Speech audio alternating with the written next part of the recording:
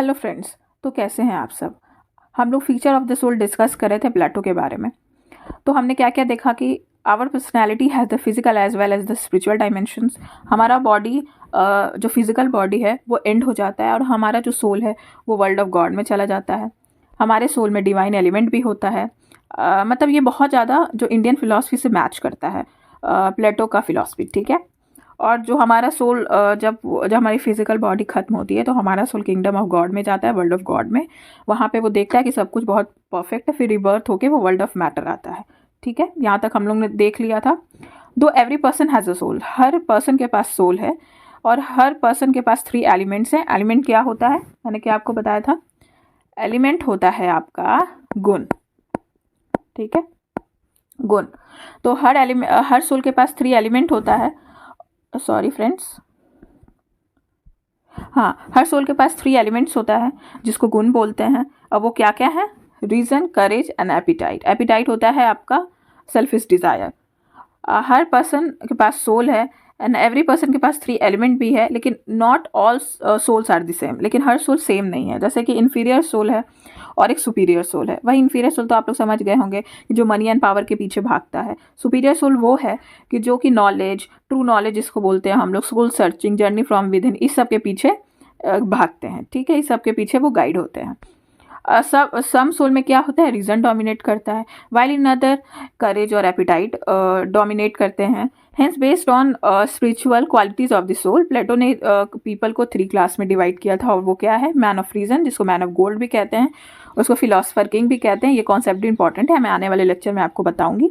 Man of courage, man of silver, man of appetite, man of copper, ठीक है। अब थोड़ा हम लोग, हाँ, रीज़न, मैं बार बार एक रीज़न वर्ड का यूज़ करती हूँ कि फिलोसफर किंग या मैन ऑफ गोल्ड गाइड होते हैं रीज़न से। तो रीज़न का मतलब होता है like Vivek in Indian word, ठीक है, उसको विवेक कहते हैं हम लोग इंडियन टर्म्स में। तो concept of myth of metals क्या होता है, ये भी हम लोग थोड़ा अभी देखते हैं। देखिए, जो गोल्ड होता है वो रेयरेस्ट ऑफ द 3 है, मतलब फिलोसफर किंग जो कि नॉलेज से गाइड होता है, ठीक है। कि सच, वो बताते हैं प्लेटो कि सच जो इंडिविजुअल होते हैं बहुत फ्यूअर इन नंबर होते हैं, मतलब बहुत कम होते हैं। Majority will be man of copper. ये तो ऑब्वियस है कि जो मनी एंड पावर के पीछे भागेंगे वो तो मैन ऑफ कॉपर ही होंगे, ज़्यादातर लोग वैसे ही मिलते हैं। अब वो बताते हैं कि हर पर्सन के पास, ही यूजेज हर सोल के पास 3 एलिमेंट होते हैं, 3 गुण होते हैं। और ये जो गुण होता है वो गुण क्या क्या है, रीजन, करेज एंड एपिटाइट। और ये गुण होता है कि जो सोल कभी चेंज नहीं कर पाता है, मुश्किल है, वो चेंज नहीं करता, ये नेचुरल क्वालिटीज़ है, वो नहीं चेंज कर सकता है। तो ऐसा बोलते हैं कि वो बताते हैं कि जैसा कि हम लोग जानते हैं कि सब सोल तो इक्वल नहीं है। तो हर एक सोल, मतलब उसने क्या देखा है किंगडम ऑफ गॉड में, वो रिकलेक्ट नहीं कर पाता है, वहाँ की मेमोरी वो अच्छे से नहीं याद कर पाता है। और जो पर्सन ऑफ रीज़न होता है, जो फिलोसफर किंग होता है, ठीक है, वही मतलब क्या उसने देखा है किंगडम ऑफ गॉड में, मतलब गॉड के द्वार में, गॉड का वर्ल्ड में उन्होंने क्या देखा है, वही सबसे फुलेस्ट एक्सटेंट तक वो सब याद कर पाता है, ठीक है। ऑब्वियस है कि उनके पास रीज़न है तो वही लोग याद कर पाएंगे। सब लोग तो रीज़न से गाइड नहीं हो सकते हैं। Hence for Athens to become the ideal state, मतलब वो बताते हैं कि एथेंस को अगर आइडियल स्टेट बनना है तो मैन ऑफ रीज़न ही उसको मतलब रूल करेगा, ठीक है, वही गाइड करेगा। और वो फिलोसफर किंग ही है। और फिलोसफर किंग क्या होता है, मैंने आपको बताया है कि आने वाले लेक्चर में मैं आपको बताऊंगी। अब हम लोग देखेंगे थ्योरी ऑफ आइडिया। ये इंपॉर्टेंट है, आप इसको एथिक्स, एसे और पॉलिटिकल साइंस में भी यूज़ कर सकते हैं। सॉरी गाइज, तो आप इसको ध्यान से प्लीज़ समझिएगा। ये एक प्लेटो का सेंटेंस है, reality is the shadow of an idea. ये एसे में और एथिक्स में डायरेक्टली पूछा गया है, तो प्लीज़ इसको ध्यान से देखिएगा। अब रियलिटी क्या है, इसमें 2 सेंटेंस हैं। 1 मिनट गाइस। हाँ, तो जैसा कि हम लोग देख रहे हैं कि इसमें 2 सेंटेंस है, एक रियलिटी है और एक आइडिया है। Reality is the shadow of an idea. अब रियलिटी क्या है, रियलिटी है आपका वर्ल्ड ऑफ चेंज, जो कि हमेशा चेंज होते रहता है, ये कांस्टेंट नहीं रहता है, ये हमेशा चेंज होते रहता है। ट्रांजिशनल, ये शॉर्ट पीरियड का होता है। यहाँ पे money is important to live, ये सिर्फ पावर और मनी पे फोकस करता है। वही ये जो रियलिटी है मनी के लिए ही जनरली काम करता है, मनी एंड पावर, ठीक है। वहाँ पे ये अल्टीमेट हैप्पीनेस की बात करता है। यहाँ पे वर्ल्डली प्लेजर क्या है, जैसा मैंने बताया, मनी प्लस पावर, जो कि फेक है, परमानेंट नहीं है। ये हमेशा स्कार्सिटी में रहता है, कॉन्फ्लिक्ट और कंपटीशन क्रिएट करता है वर्ल्ड में। ये वर्ल्ड ऑफ मैटर है, जैसा मैंने देख लिया, जहाँ पे हर चीज़ चेंज होते रहता है। आइडिया क्या है? सबसे पहले तो इसमें डिवाइन एलिमेंट होता है, जैसे मैंने आपको बता दिया है। ये परफेक्ट प्लेस है, नॉलेज है, किंगडम ऑफ गॉड यहीं पे होते हैं। एग्जामिन्ड आइडिया है, रीज़न है जिसको विवेक भी बोलते हैं, अल्टीमेट रियलिटी है, ये true reality, illusion of reality नहीं है, true reality. Illusion of reality मतलब कि ये रियलिटी का झूठा रूप नहीं है, ये सच में रियलिटी है, ये असलियत है। Linked with theory of idea, जो कि अभी हम लोग देख रहे हैं, जो कि वर्ल्ड ऑफ गॉड, ये तो मैंने आपको बता दिया। अब देखते हैं कि अब हम लोग आगे थोड़ा देखते हैं। एक मिनट में आपके लिए सही कर देती हूँ इसको। अब हम लोग देखते हैं कि प्लेटो जो थे वो वांटेड टू ज्वाइन पॉलिटिक्स। वो खुद के लिए ज्वाइन नहीं करना चाहते थे politics, but for the benefit of society.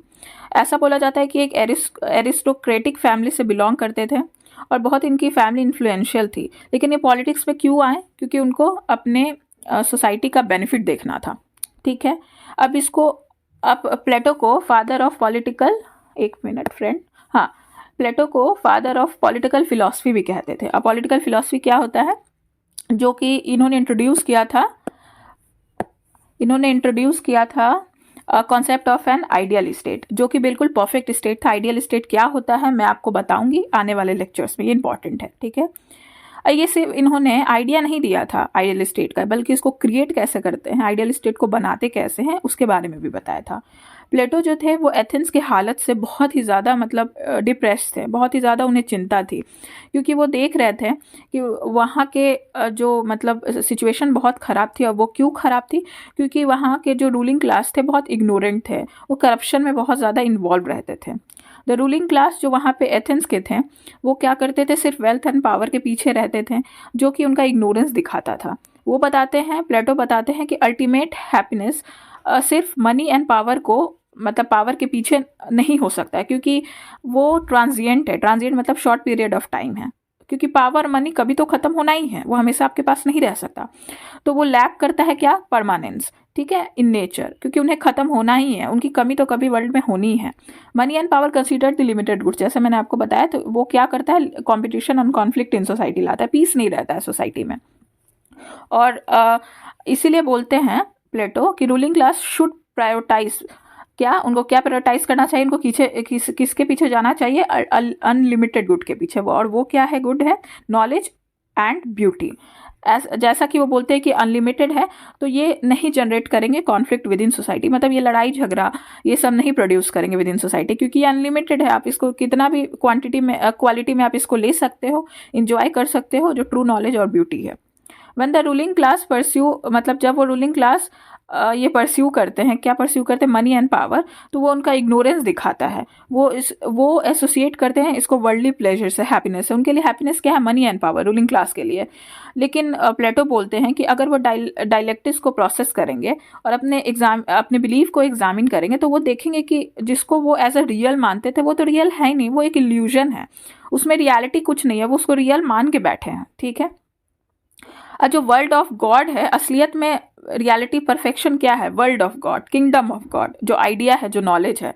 तो इसी में वो बोलते हैं, मैं आपको बता दूं, इसी में वो बोलते हैं कि आइडिया इज रियल। ठीक है, a matter is merely the shadow of that reality. आप इसको यूज कर सकते हैं किसी एग्जाम्पल में, आप इसको एथिक्स ऐसे पेपर में भी यूज कर सकते हैं। ठीक है, the concept align closely with Indian philosophy. और ये जो कॉन्सेप्ट है, ये मतलब ये तो मैंने आपको बता दिया था कि इंडियन फिलोसफी में ये क्लोजली अलाइन करता है। महाभारत में भी हम लोगों ने देखा है, रामायण में भी ऐसी बातें हम लोगों ने देखा है, तो इंडियन फिलॉसफी से बहुत मैच करती है।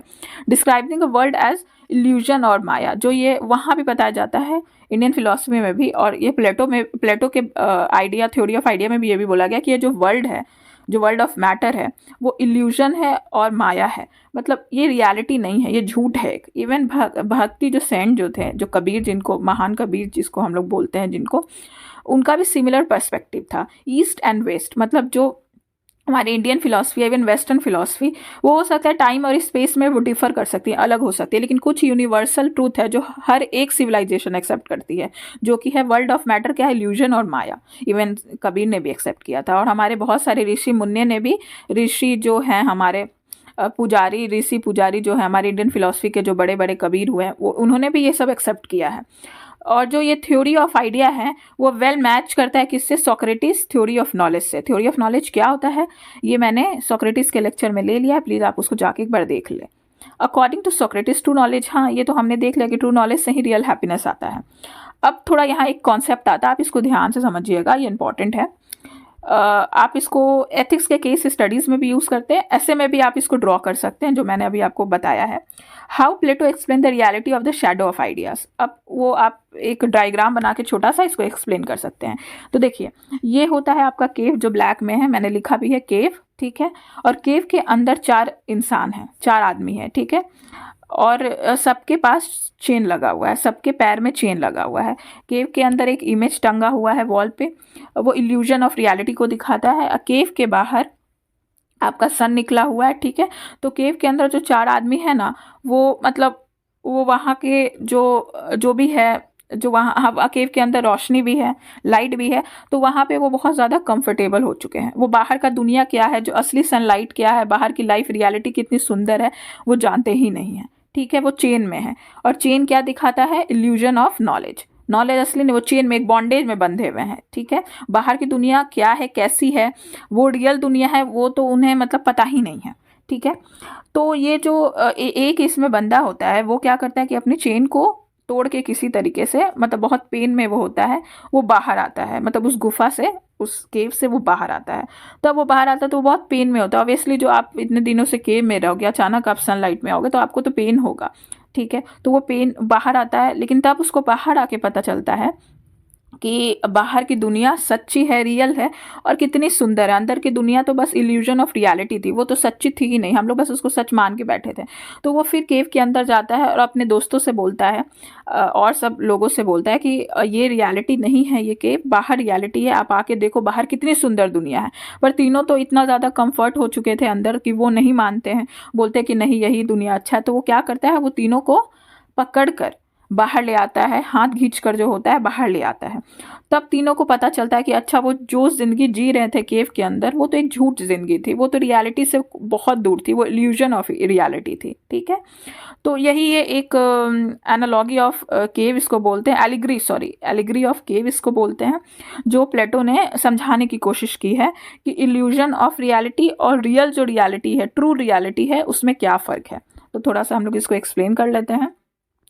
प्लेटो explain this through a story, मैंने जो आपको स्टोरी बताई उसे एलिग्री ऑफ केव भी कहते हैं। आप लोग इसको एथिक्स केस स्टडीज़ में आराम से यूज़ कर सकते हैं। अब मैं थोड़ा सा आपको इंग्लिश में बता दूँ।